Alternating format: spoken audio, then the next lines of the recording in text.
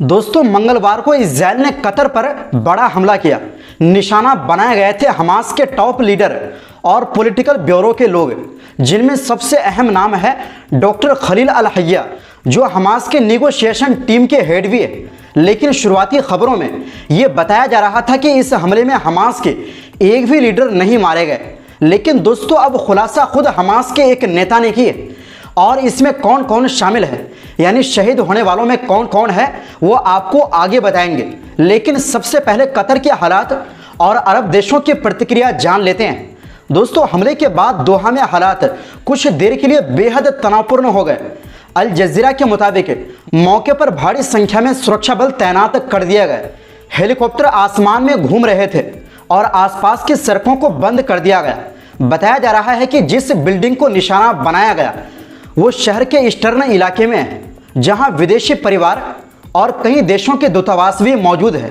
हालांकि रिपोर्टर खुद उस जगह तक नहीं पहुंच सकी, क्योंकि पूरा इलाका सील कर दिया गया था।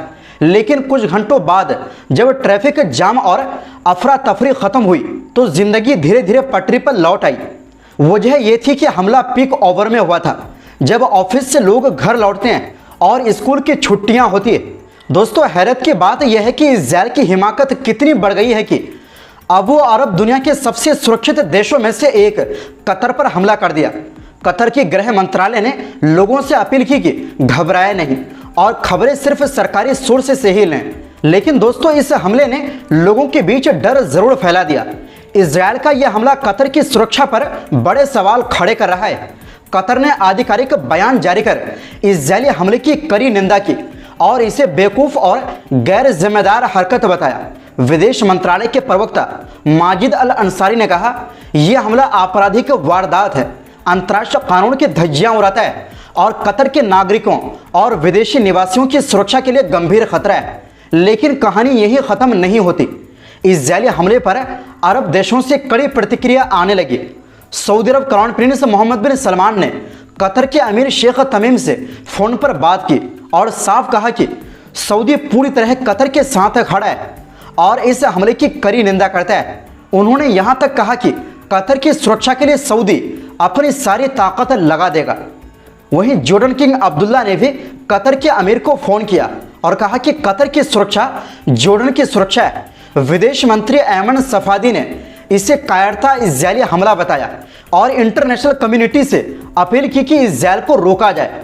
यूएई राष्ट्रपति के सलाहकार अनवर गरकश ने एक्स पर लिखा, गल्फ देशों की सुरक्षा एक दूसरे से जुड़ी है, हम कतर के साथ दिल और जान से खड़े हैं। वहीं विदेश मंत्री अब्दुल्ला बिन जायद ने भी लिखा, हमारा पूरा समर्थन कतर को है। कुवैत विदेश मंत्रालय ने इसे बेशर्म इजरायली हमला बताया और कहा कि यह अंतर्राष्ट्रीय कानून और क्षेत्रीय स्थिरता के खिलाफ है। ओमान ने कहा कि राजनीतिक हत्याएं साफ तौर पर इंटरनेशनल लॉ का उल्लंघन है और यह सीधा सीधा खतरनाक उकसावा है। फिलिस्तीनी राष्ट्रपति महमूद अब्बास ने इसे अंतर्राष्ट्रीय कानून का खुला उल्लंघन कहा। वहीं हमास के नेता हुसैन अल शेख ने कहा, यह हमला पूरी रीजन की सुरक्षा को खतरे में डालता है। मिस्र ने इसे खतरनाक मिसाल और बेहद खतरनाक एस्केलेशन करार दिया, जो शांति की कोशिशों को बर्बाद कर देगा। सीरिया ने भी हमले की कड़ी निंदा की और ईरान ने भी इस हमले की निंदा करते हुए खतरनाक बताया। इराक ने साफ कहा, हम कतर की जनता और सरकार के साथ मजबूती से खड़े हैं। लेबनानी राष्ट्रपति ने कहा, यह हमला इजरायल की जिद दिखाता है कि वो क्षेत्र में शांति प्रयासों को पटरी से उतारना चाहता है। अल्जीरिया, मोरक्को, सूडान, यमन सभी ने एक जैसी सख्त निंदा की और कहा कि यह हमला पूरे अरब और मुस्लिम वर्ल्ड के लिए चिंता की घंटी है। वहीं यमन के हौथी लीडर मेहदी अल मशात ने कहा, यह हमला इस बात का सबूत है कि इजरायल किसी भी अरब या मुस्लिम देश की संप्रभुता को कुचलने से पीछे नहीं हटेगा। गल्फ कोऑपरेशन काउंसिल और अरब लीग दोनों ने इसे घिनौना अपराध कहा और कहा कि कतर ने हमेशा शांति की कोशिशों में मध्यस्थी की भूमिका निभाई है, लेकिन इजरायल उसी को निशाना बना रहा है। अब सवाल यह है कि इस हमले का टाइमिंग क्या मैसेज देता है। दरअसल जिस वक्त यह अटैक हुआ उसी समय दोहा में हमास के नेता एक अमेरिकी प्रस्ताव पर चर्चा कर रहे थे, जो गाजा में युद्ध विराम को लेकर था। यानी साफ है, इजरायल किसी भी सूरत में शांति वार्ता नहीं चाहता। अब आते हैं सबसे अहम बयान पर।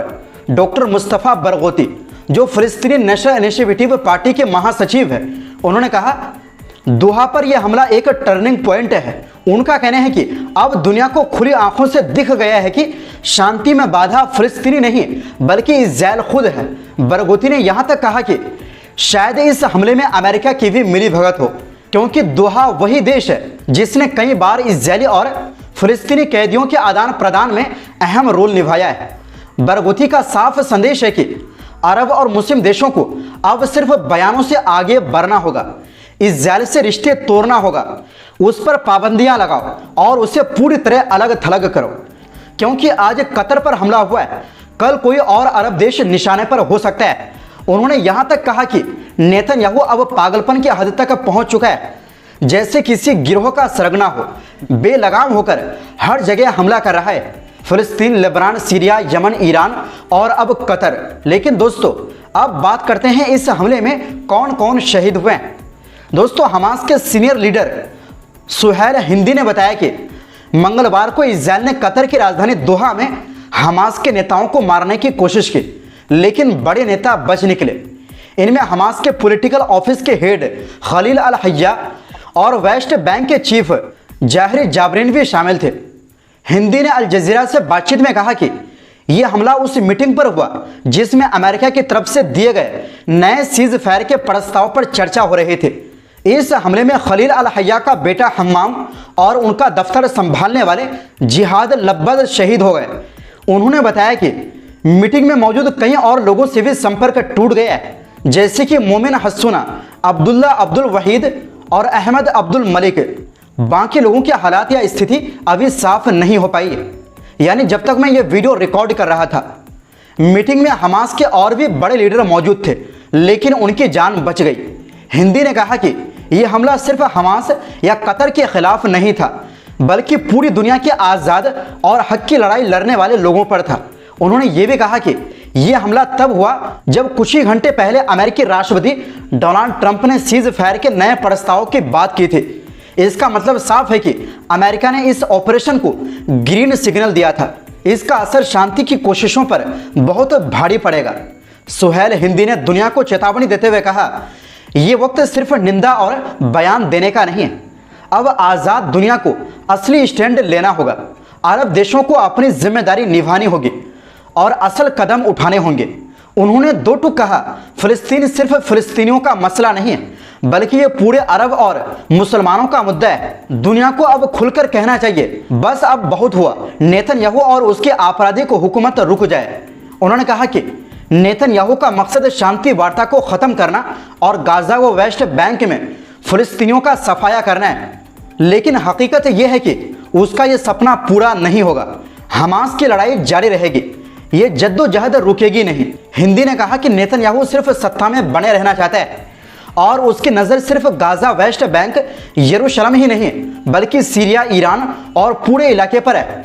लेकिन फिलिस्तीन कभी हथियार नहीं डालेंगे, चाहे उनके सारे लीडर ही क्यों ना शहीद हो जाएं। सुहैल हिंदी ने कहा, हम जंग के शौकीन नहीं हैं, लेकिन जब तक अपनी ज़मीन आज़ाद नहीं कर लेंगे तब तक रुकने वाले भी नहीं हैं। ये खून, ये कुर्बानियाँ सीधे इज़राइली कब्जेदार तक पहुँचेगी। उन्होंने अफसोस जताया कि अगर अरब और मुस्लिम मुल्क सही मायने में मदद करते तो इस कब्जेदार को रोका जा सकता था, लेकिन वादों और बयानों से काम नहीं चलता। अंत में हिंदी ने कहा, इज़राइल अमेरिका की मदद से फिलिस्तीनी आवाम को मिटाना चाहता है, लेकिन यह कभी नहीं होगा। हमास कभी भी सफ़ेद झंडा नहीं उठाएगा, कभी हार नहीं मानेगी। वैसे दोस्तों, इज़राइल के इस हमले पर आप क्या कहेंगे, वो भी अरब देशों पर? क्या यह अरब देशों की बुज़दिली का ही नतीजा है या फिर इज़राइल सच में इतना पावरफुल हो गया है? अपनी राय कमेंट बॉक्स में ज़रूर दें और इस वीडियो को ज़्यादा से ज़्यादा शेयर करें। बहुत बहुत शुक्रिया। अल्लाह हाफिज़।